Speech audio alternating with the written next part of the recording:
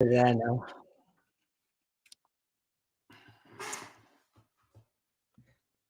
Hello and welcome to Out of Nowhere. It's a prime show. I've been going about 5 months. We talk psychics, unconsciousness, Bigfoot, UFOs, werewolves, objects. Where I've got a special castle right. Rebecca is a Phoenix-based futurist, author, coach, and obsessed humans on YouTube. She is experienced as mind, body, and therapist. She's a practice of mind, body, and medicine in Scottsdale, Arizona, where she specializes in healing trauma. She is often unconscious root of disease to generate health and longevity. Can we please welcome Rebecca to the show? Hello there. Hello, Bob. Thanks for having me. It's wonderful to be together again.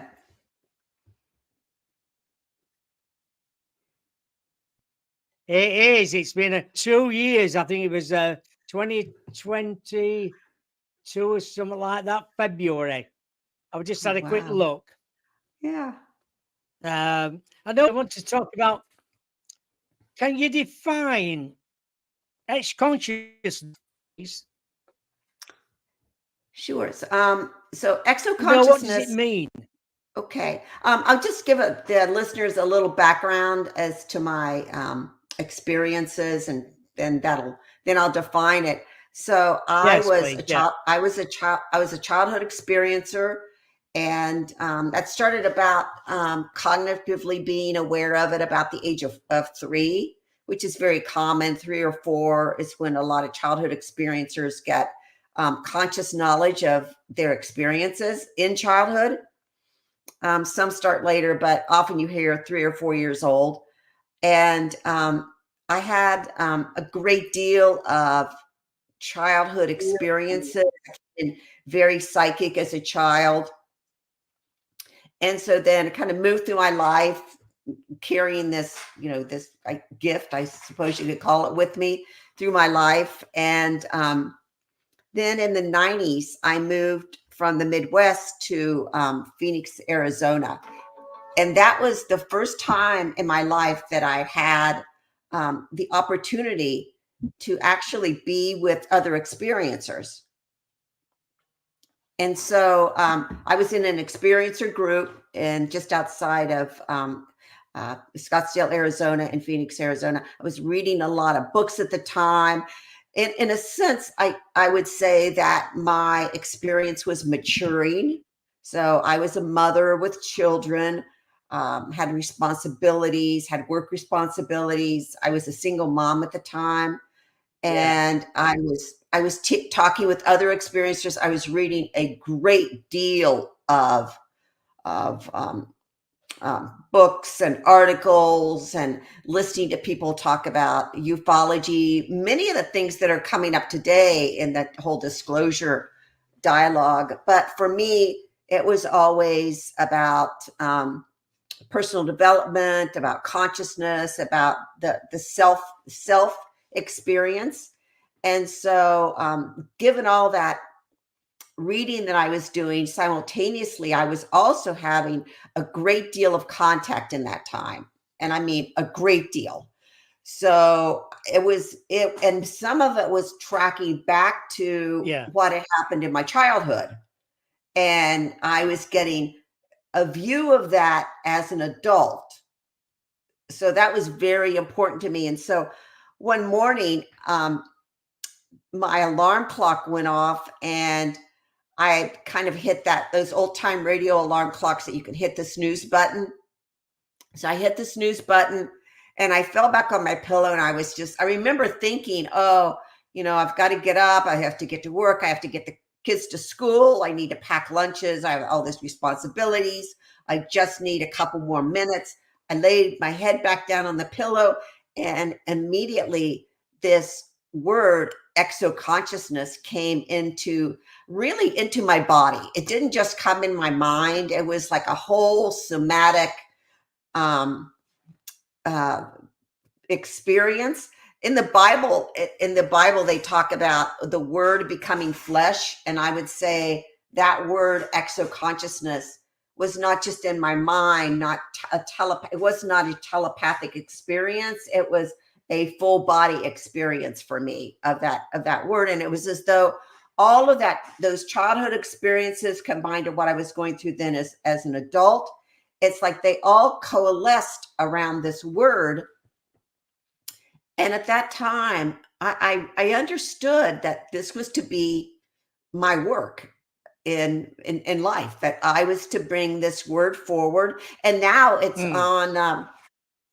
in 4 different dictionaries, it's wonderful. I mean, if you say define Ah, exoconsciousness and you write it in Google, it comes up in 4 different dictionaries online. So it's really moved out into kind of the common vernacular, common right. speak of people everywhere. And it's really about that the individual's experience of what it means to have contact, what it does to us, how it transforms us.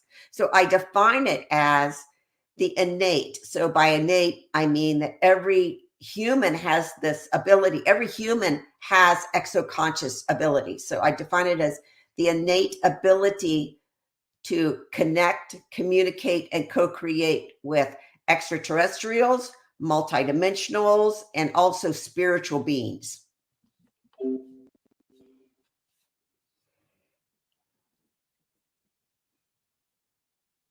Very, very interesting, isn't it? There'll be a lot of people out there thinking, well, it does make sense when you think about it.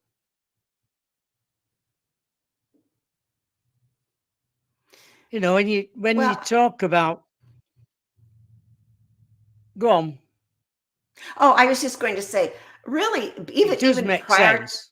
right? So prior to receiving this word, a lot of my kind of unformed feelings. So I'll just give you a little by background. So I went to theological school.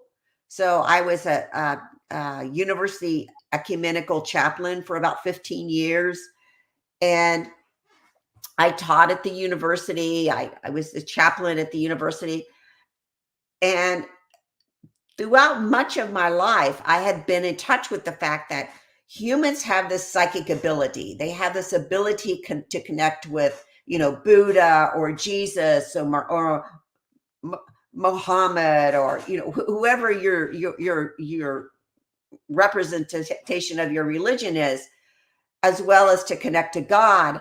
And yet, no one really talked very much about how to improve the human psychic abilities, which I would say would include healing, different kinds of channeling, different kinds of navigation tools that psychics can use. So Yeah. for me, it was not just exoconsciousness about ETs, but it was always about how are humans going to open up this psychic channel that they have, so that they can improve their life and be more whole spiritually and emotionally.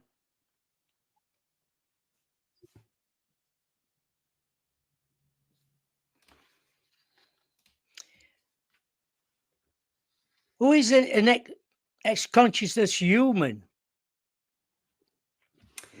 So we we started. So I started working a couple years ago as an exoconscious coach. So I'm a therapist, as you shared with your groups. I'm a therapist, and I work one-on-one with clients, Yeah. both online as well as at the Mind Body Medicine Clinic. And then I moved also to include, so one-on-one, and then I also included the coaching. So I started exoconscious coaching groups.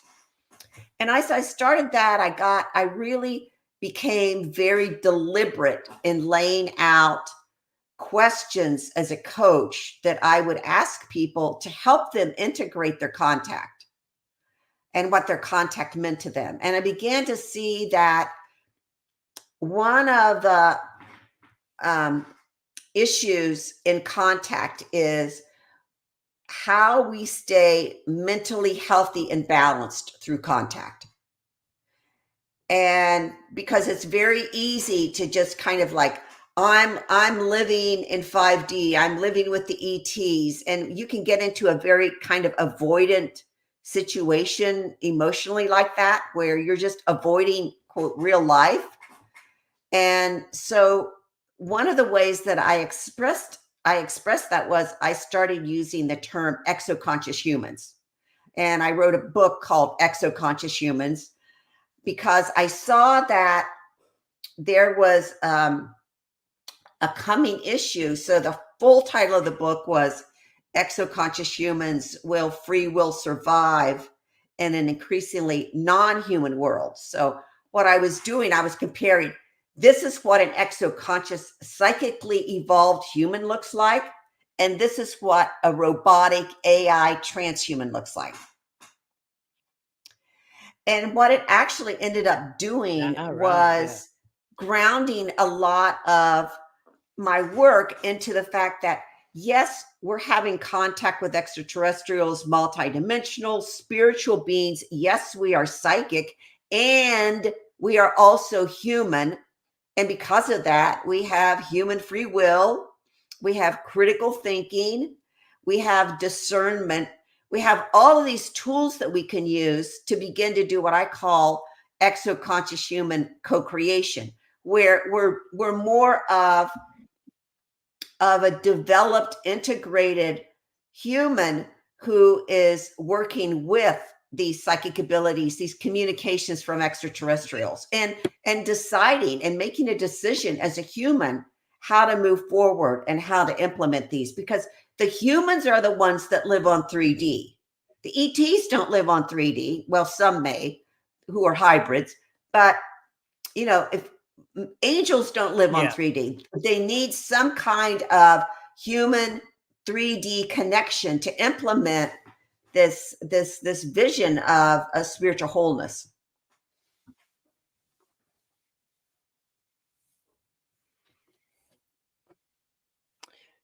That's true. Yeah. Does ET multidimensional contact create psychic abilities? This is one of the questions that we use in coaching, because people live from their contact experience. So we relay stories about it, and interestingly enough, most of the stories are very similar. So most of the people's contact stories sound the same, and that's not to negate them or anything like that. So what I wanted to do with exoconscious coaching was to sort of push people a little further into analyzing, okay, what happened to you? So you had contact, and then what happened? And one of the primary effects of contact is that the people who experience it become more psychic. And that's just shown again and again and again. It was shown in the free survey that Ray Hernandez and the free group did. So this is psychic abilities, and enhanced psychic abilities are kind of a side effect of contact. It's one of the gifts of contact, I would say. Certainly, I don't want to discount the fact that some people feel traumatized by contact. Some people are fearful around their contact, but a good, over 70% of experiencers, and in every survey that's been done, have said that they would do it again, that it was a beneficial, positive experience, and that they gained psychic abilities as a result of that. And many humans have these psychic abilities that get switched on during contact. And for every human, it's different. So some people get switched on and they become channelers, and Some people get switched on and they become, they do mediumship. And maybe they work with people that have passed over. Some people get switched on, like me. They become coaches and therapists. Some people get switched on. They do dowsing, and many people get switched on and become healers. And now what I'm seeing and what we're seeing in exoconsciousness is that people get switched on and then become innovators and inventors and entrepreneurs. And they bring things, whether they're tools or modalities, to the quote marketplace of the globe, of the earth today, that help other people. And that's and so what we as a community want to do is to support all of those people with all of those psychic abilities coming forth.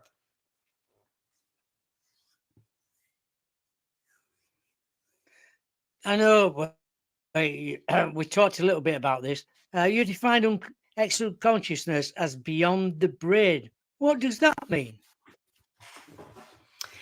Well, we're really seeing it today, aren't we, with Elon Musk and the Neuralink and the brain implants. So that tracks back to a very materialistic, scientific perspective of humans, that our abilities just lie in our brain. And then some people would go so far as to say they lie in our nervous system.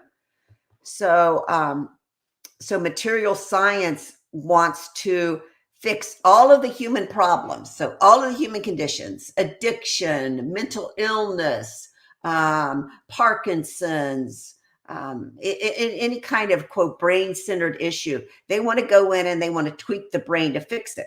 Well, this really caught fire, I would say, beginning in the 2000s with George Bush was president here in America. And I can only speak for America. So George Bush was president, and he did two things. Number one, he started the Brain Initiative. So he started pouring federal money into brain research, mapping the brain. And then he also did the Genome Project, which is mapping the DNA, mapping the genome of the human and probably other species. I don't really know exactly what all they mapped.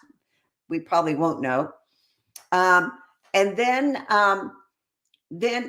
what happened was, when Obama came into office, there was a realization that the Genome Project worked, but the Brain Initiative didn't work.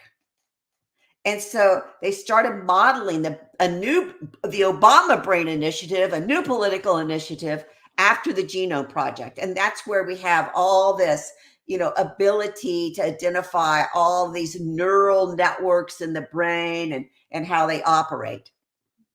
Now, all of this research is fine. I'm not negating it at all, because we're learning about who we are as a human species. But what it did was, it didn't allow us to go into consciousness, which are our mental capacities, which our brain interacts in a field of consciousness. So we believe that our mind, which is connected with our brain, that this is something that operates in a field. So that's why extraterrestrial contact, spiritual contact is so important to us, because it's beyond our brain, it's beyond our body, and yet we are a receiver. We are a receiver and a transmitter. So we not only receive this information from beyond our brain, but we also transmit it out into the field. So that's why we say it's beyond the brain. I mean, that's always been sort of a flagship principle of exoconsciousness, that it's beyond the brain. And this is what we're interested in exploring and curious about, and working to develop those beyond the brain abilities within ourselves.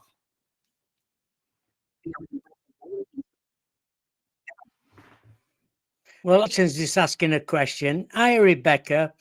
What if you've had contact and know you have, but forgot about it, most of it? I would say that knowing you had Forgot contact. about most of Yeah. it.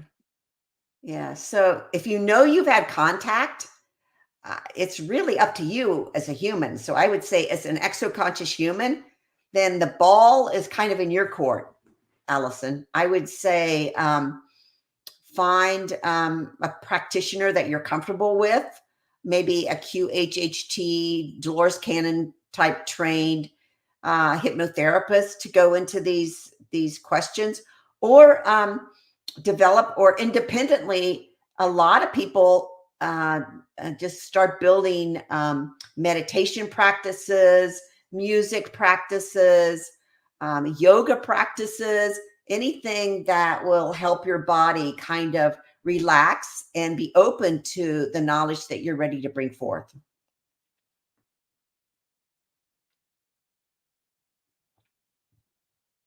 Do you think there's more people nowadays being in contact with aliens and forget about it? I think we've kind of gone through different phases. I think certainly during the John Mack years of the late 80s and the 90s, there was certainly a lot of public chatter in the media about contactees. And then that kind of declined over time after John Mack died. I also want to add that when I was in the experiencer group that I was referring to outside of Scottsdale, Arizona, so the woman that ran that experiencer group, Dr. Ruth Hover, she worked with John Mack, and she was part of what's called the peer group. So John started a very small group with Dr. Hover and Leo Sprinkle. I don't know if you know Leo. Leo worked out of Wyoming, and John Mack and a few other people, where they were all trying to figure out, how do we most effectively work with people that have had contact? What's the most effective approach? What's the information that we're finding out? So I think during that era, contactees were a very timely topic. And I think after that, there's been kind of a splintering. So contactees have kind of fallen into different kind of slots of interest. So maybe they were a healer and they worked with that. Maybe they work with QHHT. So there's a lot more opportunities for someone that is a contactee to find out about what they're doing, and which is what we do in exoconscious coaching. But today, interestingly enough, there's with the disclosure and the emphasis on government disclosure and the emphasis on the intel groups and, bringing forth government disclosure, all tied to the national defense budget, the Pentagon. And what we're seeing now is there's a much greater public emphasis on craft because of the military emphasis. So in my and also space. So, these different, the Odyssey that just went to the moon, and I guess it fell over. I don't know exactly what happened, but in any time we're developing what I would call a space-based economy right now, and also a space-based defense mechanism right now. And so those rely very heavily on what's a UFO. So now they've renamed it UAP.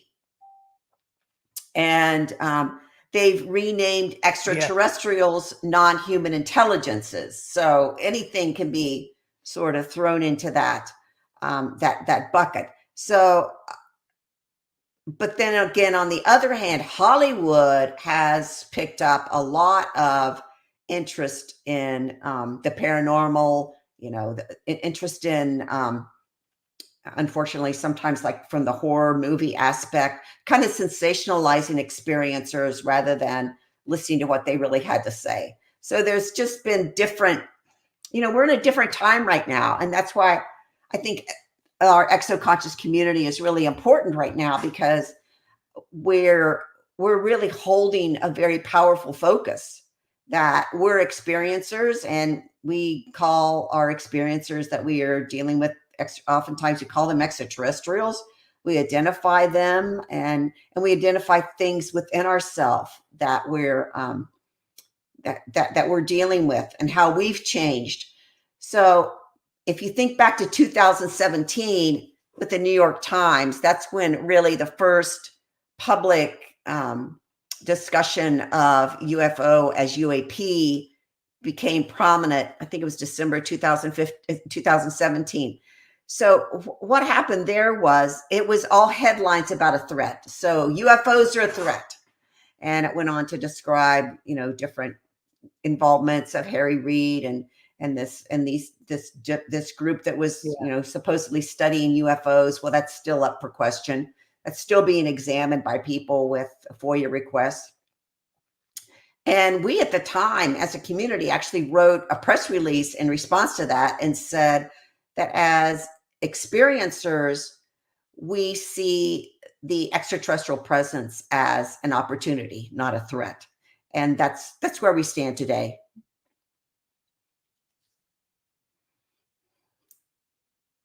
Sounds good, that does.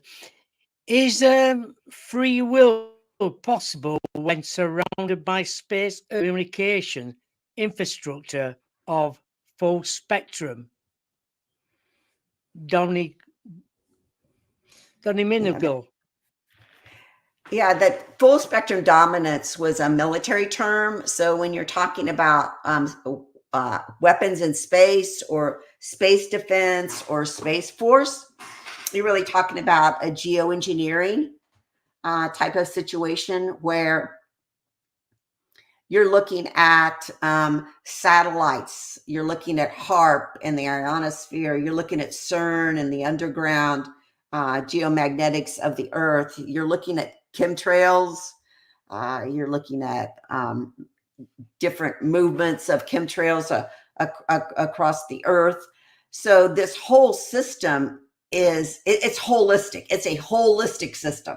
It's a holistic geomagnetic, electromagnetic system. And what's happening now, I mean, you have to look at, so Musk wants to bring in the neural link, which would be an implant in our head. And you have to look at the usage of words. So Elon Musk is also in charge of Starlink. So the logical conclusion is that Neuralink is going to be hooked up to Starlink. So it's this whole human biologics. Right. So it's looking at, and I think also that's also very much connected to AI biologics.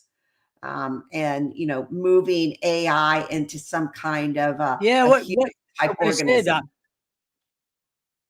I'm sorry.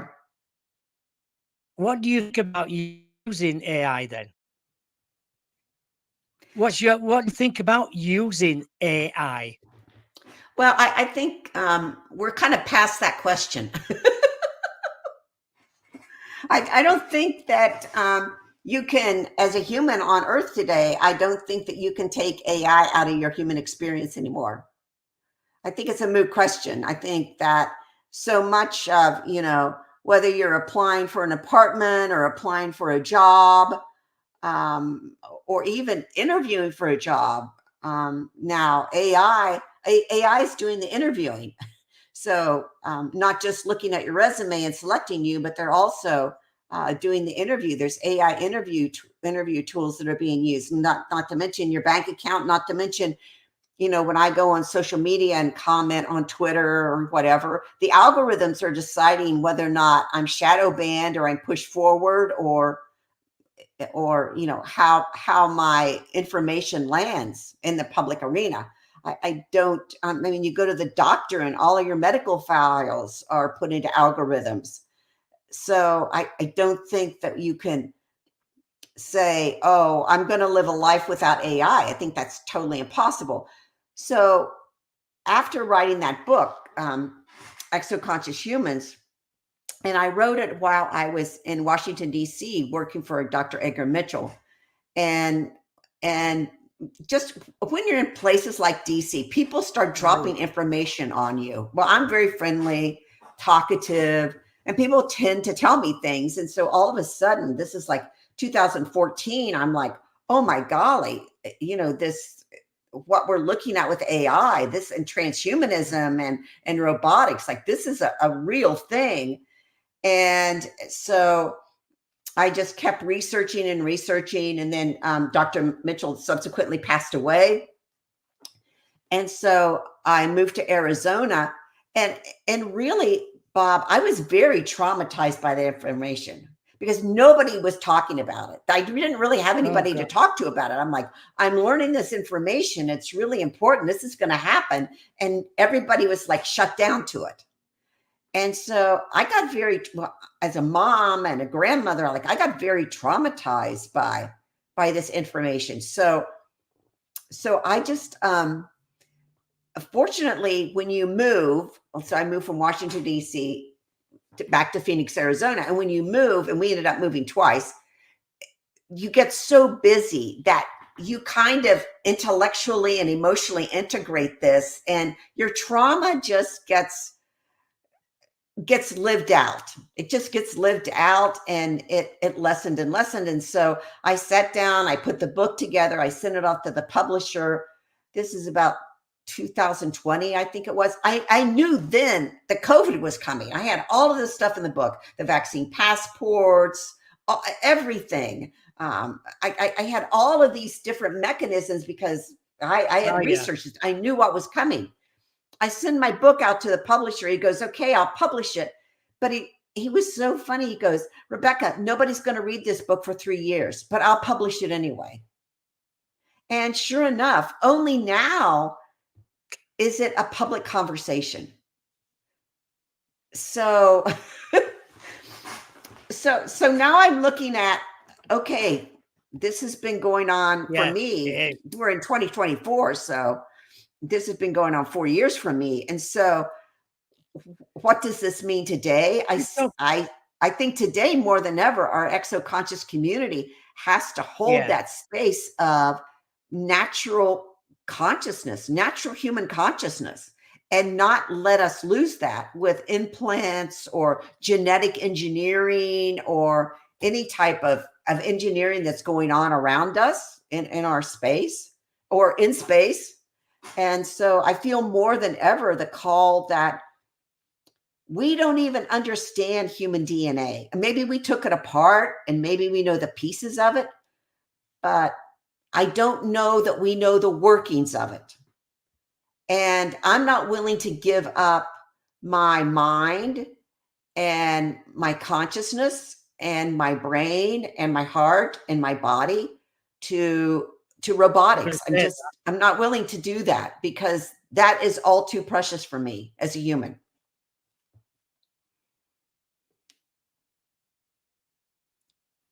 Do you think, what about mind control? Is it possible if humans are acutely unaware of mind control program? Are we aware of that?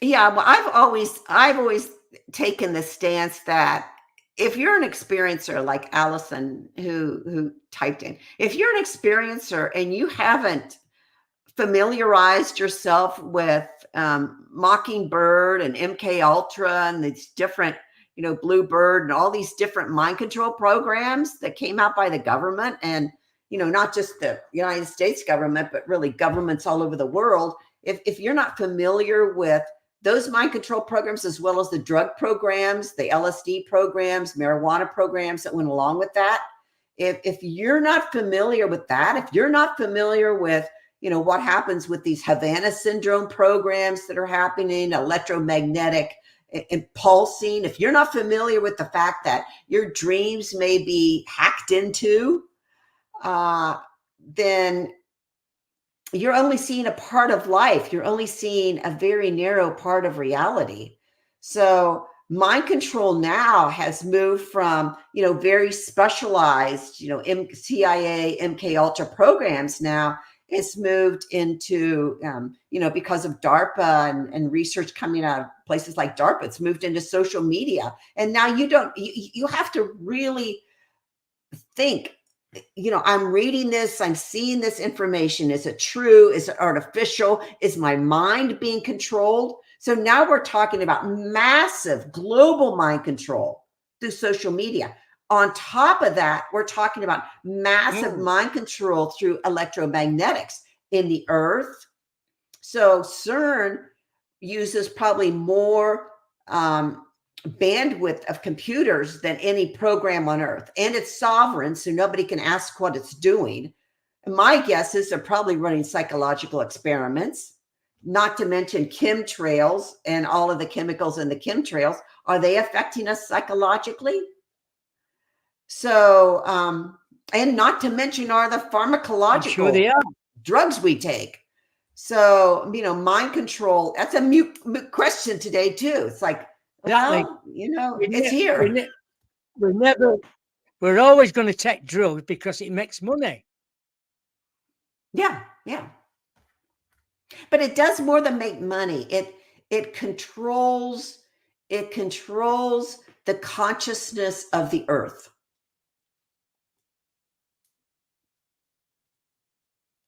So human consciousness is a part of the consciousness of earth. Yeah. Alison's just saying, yes, it has moved to social media. I thought about something that's come up on social media. Yeah. They can read our minds. And if you can read a mind, you can influence a mind. I think that these times that we're in right now, Bob, are really, I don't know if you follow Rudolf Steiner or any of that Steiner anthroposophy school, but he said 100 years ago that we would be going through this time of transhumanism, and he called it Armon. And sure enough, here we are smack in the middle of it. So for me personally, I think also for our exoconscious community, to live today, this is 2024. So to live today, you better have some integration, you better have some grounding and balance, and you better have a strongly developed spiritual spine, because you're going to be going against the grain. If you think it's hard going against the grain now, it's going to even get more difficult for people to just say, no, I'm not going to take your drugs. No, I'm not going to take your geoengineering. No, I'm not going to take your implant. No, I'm not going to have central bank digital currency. It'll be increasingly difficult. So your independence and your spiritual spine have to be stronger than ever, or you're not going to survive. You're just going to become a drone.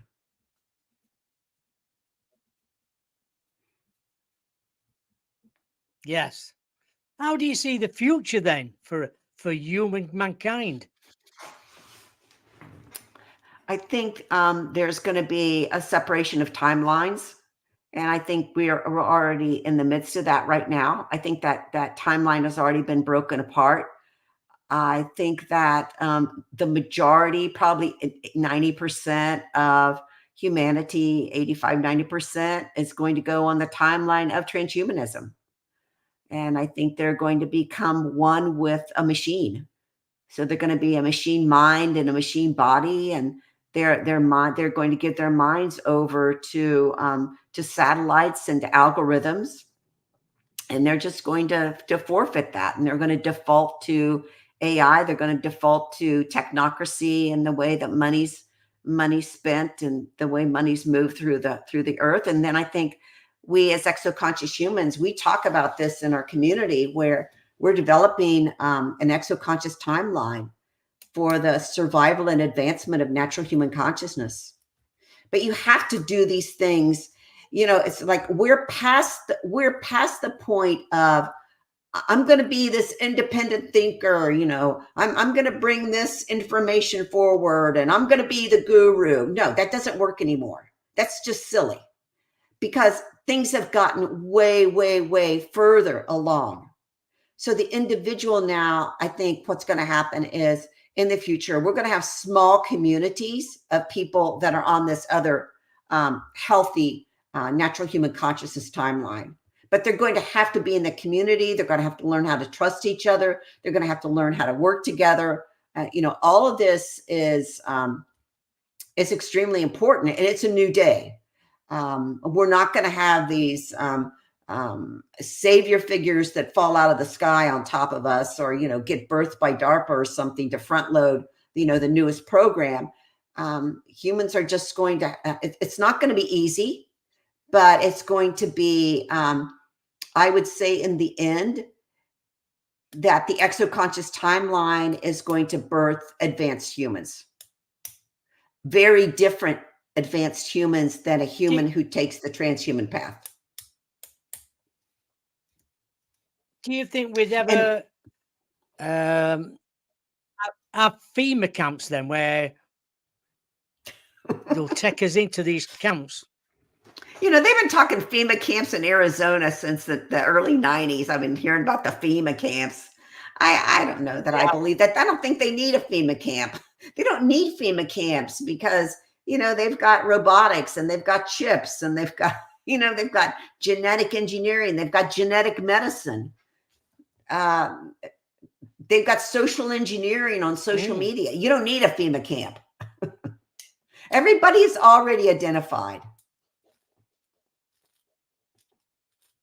So just to elaborate a little further for your audience.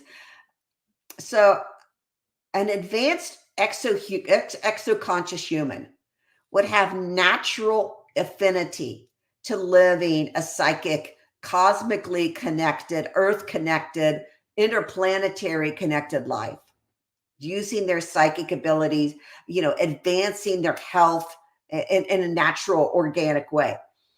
A transhuman would advance by getting various and sundry robotic AI extensions on themselves.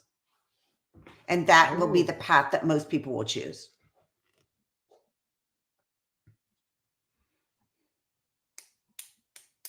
Right. Is that what you think they will choose that one? Oh, for sure. I mean, look at the pandemic. Look where people chose there. 85% of the world chose to go to genetic medicine. They chose to have an mRNA in their body. 85% of the world. That pandemic. Do you think that was man-made then? Oh, yeah. Yeah, you don't live in Washington, D.C. and not know about chemical biological weaponry. Fort Detrick, just up the road from where I lived, was the headquarters of chemical biological weaponry. And the day that COVID was announced, Detrick closed down.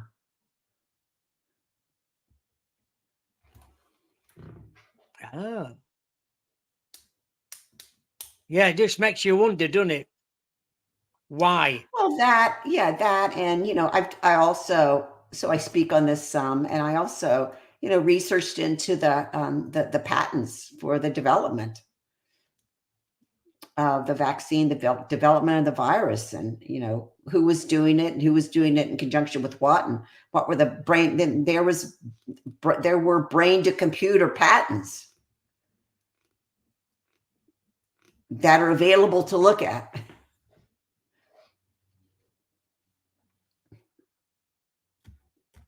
Oh, right. Everybody around the world suffered. Lots of people died, but did they have to die?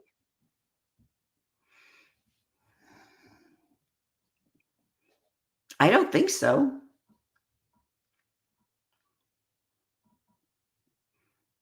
I think, it's back I to that don't issue of mind really. control. I don't think that you don't need these little mind control programs anymore. So probably if you look at MK Ultra and you look at the mind control programs of MK Ultra, that really came out, during the church investigations in the 70s. And you looked at what they were doing. And then you looked at the mind control that went on, like in San Francisco, it's around the Silicon Valley, that went on with drugs and rock music, and Laurel Canyon down in LA with the CIA. I mean, so really the mind control program went global through music. It went global through movies. It went global through drugs. And now look at the state of humanity as a result of that. Not just street drugs. And they even put it in films now, don't they? Oh yeah, yeah. And there's that whole, It filters up.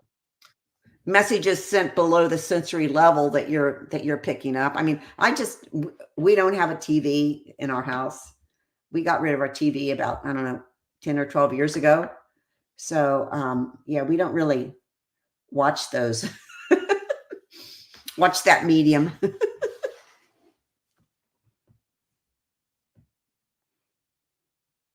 Exactly, because I think it's frustrating. It puts things into your mind. It's just mind control. Fears. It puts fear. Just Puts fear in social your mind. media, everything. Yeah, yeah. It does for a lot of old people suffer with that as well. Well, and I think that so in my therapy practice, I do a lot with trauma. I mean, trauma is just basically this unconscious continual state of fear where it's unconscious because the person doesn't even know they're afraid. And I think if you look at social media, if you look at the news, certainly, if you look at what's coming at you on movies, it's just fear, fear, fear, fear, fear. Well, if you're already in a chronic state of fear and trauma, it's like a drug for you because that's what you're used to, and you don't even know that you're traumatized.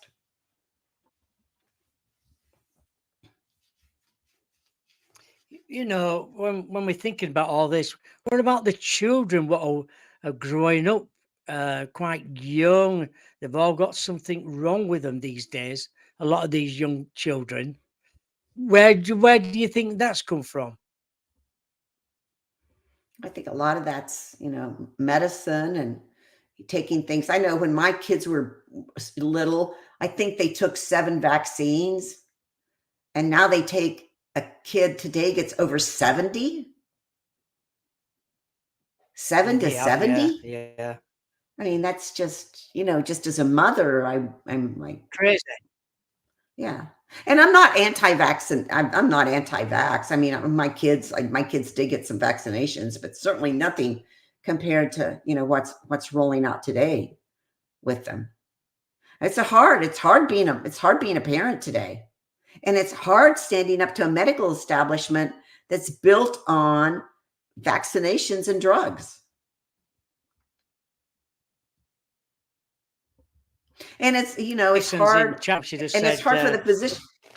Yeah, it's hard for the physicians too, because when they go against that foundation of vaccinations and drugs, they lose their license. Yeah, Allison said food and additives in food. Yeah, absolutely. Yeah, you can get vaccinated in your food today. True. Yeah, I speak to a lot of and a lot of the children, young boys and girls, they've got problems. They can't cope at school. They find it difficult. They're very clever, but they don't work with other children. It's sad. And then again, just as we chose to come into this era of life, as I chose to come into this era of life. I chose to live to this to what's unfolding. 20 years ago, 30 years ago, would have I imagined this? It's funny, but back in the 1980s, so 40 some years ago, I worked at the university, and I did a university-wide program on the human dilemma of high technology. So I must have had some kind of, Oh my God. I must have had some kind of insight that this was going to be an issue. But it's so funny because, I've always been pretty computer savvy and, pretty much I've always been at ease with computers. But I knew, like, in the back of my mind, I guess I maybe knew that this was going to be an issue of my life. And it has been. And I would say, I would say, as a therapist and as a mother, when your children have issues, or your children are going to be dealing with issues, then you as a parent have to be responsible. So you better look at yourself. You better look at how you as a parent are handling these issues. You need to look at what kind of role modeling you're doing for your children. It's not, you can't lay it off on the children, on a child, and say, you decide, you cope with this. You cope with Snapchat. You cope with, video games that nobody knows what's in them. No, you can't do that as a parent. No, you're not allowed to do that. That's a child. And the whole sexuality and the sexualizing of children. Well, I've noticed.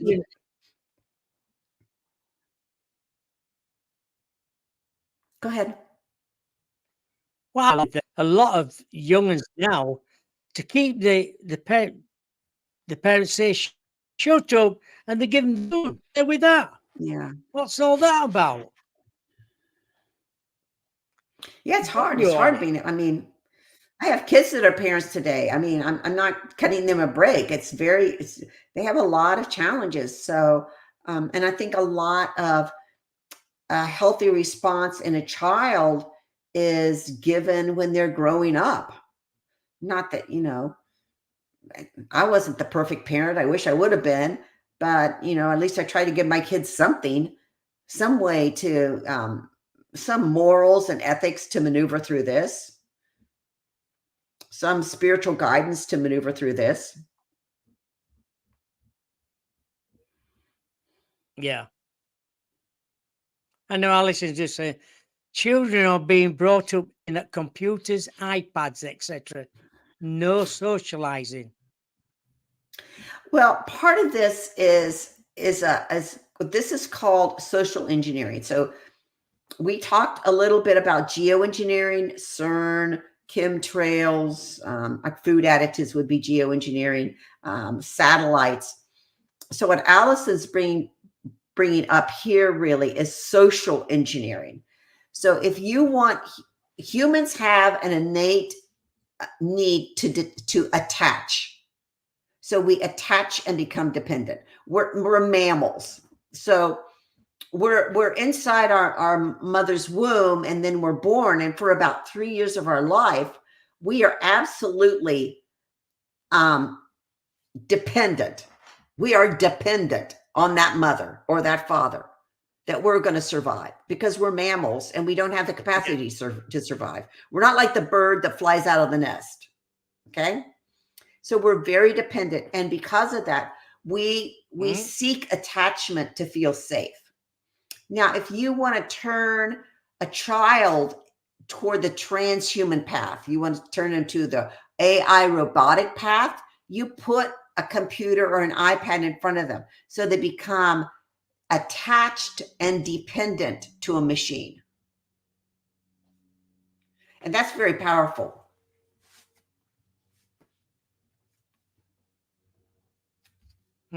Mm. Yeah, that's true. It's just not normal, is it? Just not normal, really. Well, But I think we that's have to what's face happened to reality that we may think people it's not now. normal, but that's what's happening. That's reality. That's the new definition of reality. That's just like, UFOs used to be UFOs and now they're UAP. ET used to be ET and now it's non-human intelligence. I mean, that's just reality. That's what's going on now. And we have to look it right in the face and deal with it.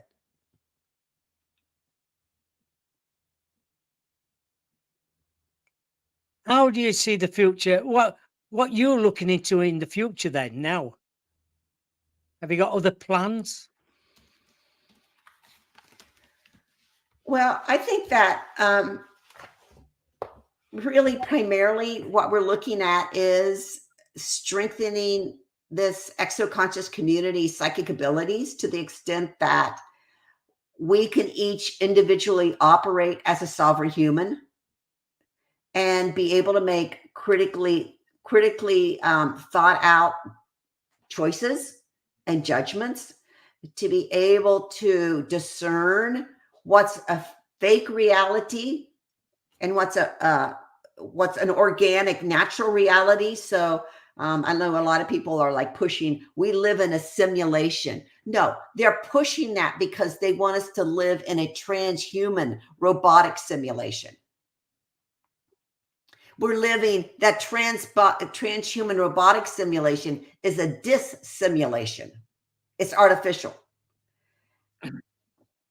So we as a group try to hold ourselves accountable to being able to discern that. Like, this is fake. Like, that person has a mask on. That video is not real. That news article is not real. That survey that they just promoted is not real. That peer-reviewed study is not real. So we have to really move up our critical thinking abilities to a much higher level than ever before. We just can't take things for granted. So right now we're working on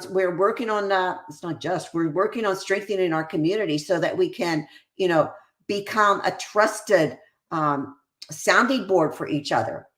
Because as we all know, it's going to get a lot denser and darker out there as things move forward. If we don't have friends to talk to, if we don't have colleagues to talk to, if we don't have other humans to talk to navigate this, then other communities to be a part of, then we're just going to be lost. We're just going to be gobbled up, and you will be gobbled up into transhumanism. I mean, it's kind of like the old Pac-Man. You will be gobbled up. Your soul, your spirit, your body will be gobbled up. And it will be a little chip here, there, a little chip here, a little, genetic engineering there, a little chemtrail here, a little of this, a little of that, and all of a sudden you're chipped away, and it's gone, and it's too late. And it's kind of reminds me of, as a therapist, when I deal with clients that have done a lot of drugs, and as a result of that, they become schizophrenic, and they're young. They're like in their 20s. And they sit in my office and cry because of what they've done to themselves. And it wasn't just one, hit of THC. It wasn't, one hit of ketamine. It wasn't, none of that. It's this over time, on it again and again and again and again. It wasn't one joint of marijuana. It was a continual use. And then chipping away at who they were, living in this detached, avoidant life. And then all of a sudden, their brain is not what it could be, and they're hampered by it, and they're challenged by it. So that's exactly what the plan is. The plan is to just do this gradually to humans.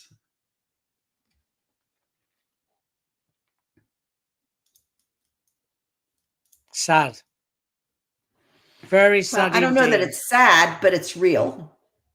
And I think that, once you get involved in reality, once you get involved in an opportunity with a community where you feel like you are moving ahead and doing positive things, then you no longer think it's sad, and you no longer think it's impossible, because you and your community start coming up with solutions of how to navigate this.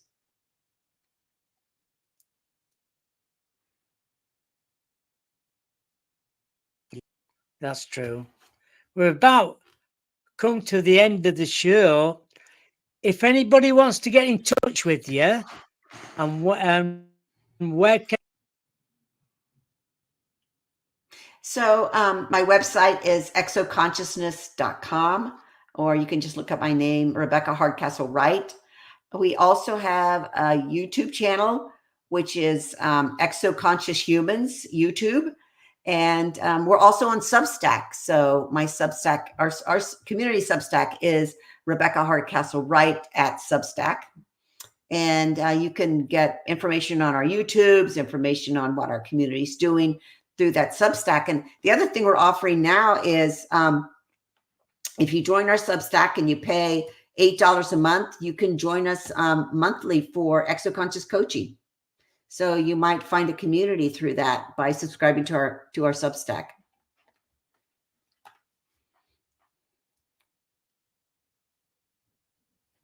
Well, thank you for that. Alison just said, thank you, Rebecca. It's been really interesting. Exactly, Joanne.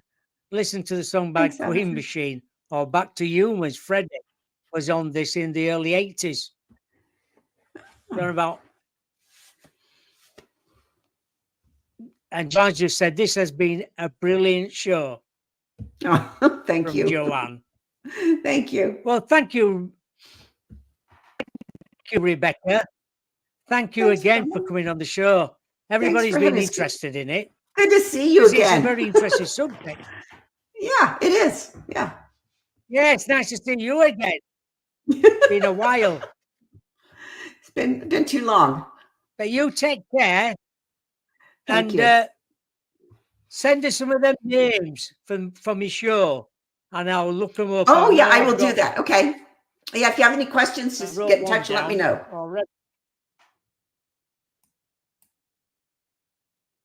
Oh, will do. Yeah. Yeah, thank you again. I'll let you get off. I know you've got lots to do today. Okay. Thanks, Bob. Good to see you.